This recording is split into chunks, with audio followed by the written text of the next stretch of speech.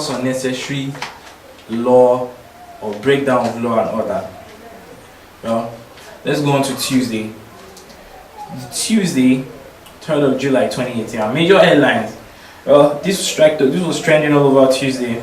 12 Thailand kids trapped in a cave. There were reports that 12 kids with their coach trapped in a cave in Thailand. They were actually football. They play football. The kids play football. Due to the flood in that region, they were trapped in a cave and unable to escape. They were trapped for a couple of days, but thanks to the Thailand Navy, the Navy SEALs, and how they put in effort to ensure that those kids were found. Thankfully they were found, and well, now ongoing till today, they've been looking for a way to bring them out of that cave, because the way it's looking at right now, they have to bring in divers all the way from the US, divers all over the world to make sure, or to look for a way to bring those kids out of the cave. They're not looking for a way to dig the ground or something. It's really incredible.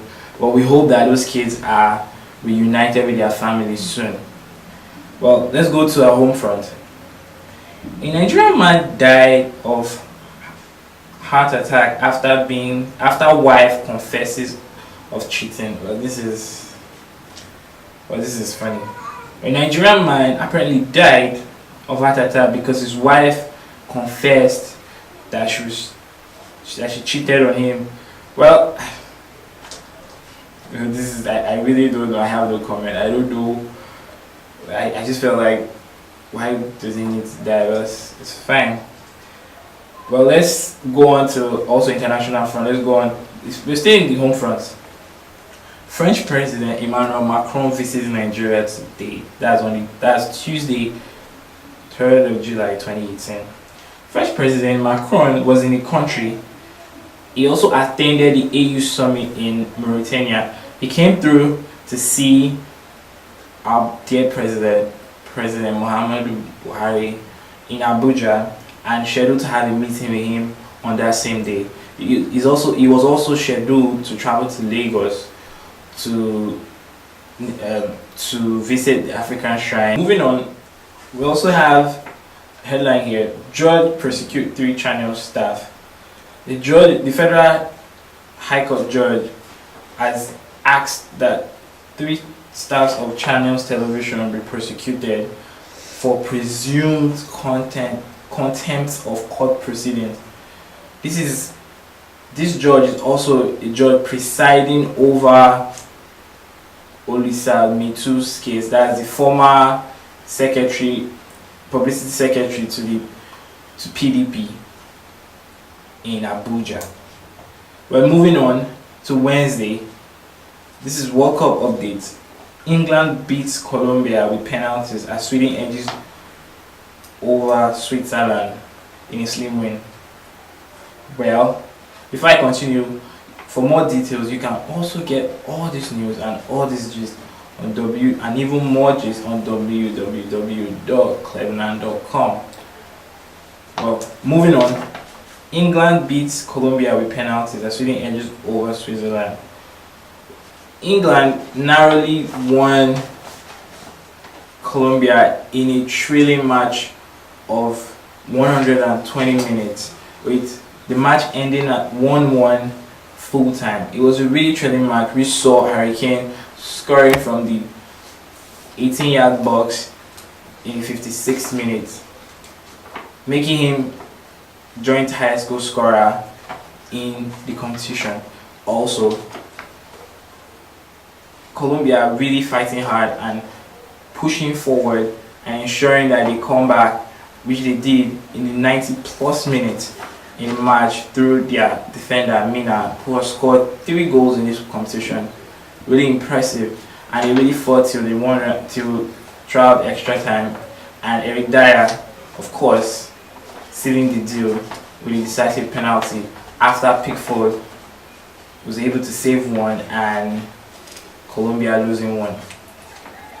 Moving on, French president urges Nigerian youth to be involved in politics.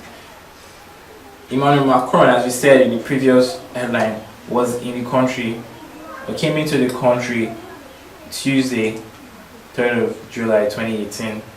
On Wednesday, he urges Nigerian youth to be involved in politics.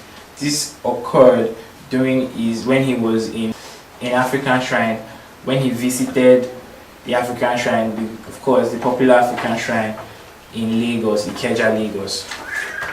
Also, another news that trended on Wednesday is another news that trended on Wednesday was Nigerian captain John Mikel Obi was called of his father's kidnapping before the World Cup match against Argentina.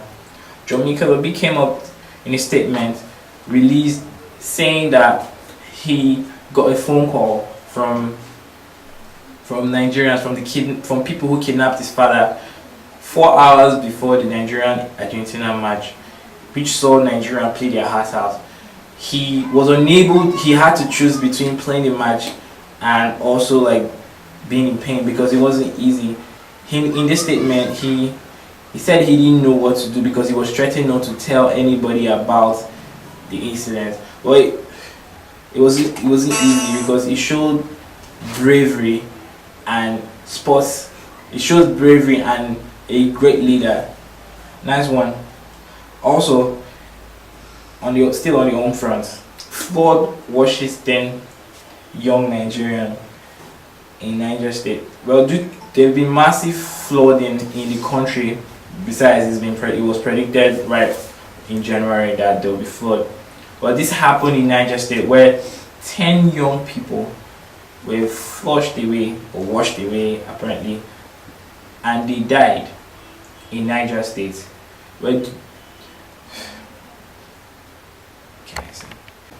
And lastly, for today, herdsmen killed 2 soldiers and injured commander in Nasarawa.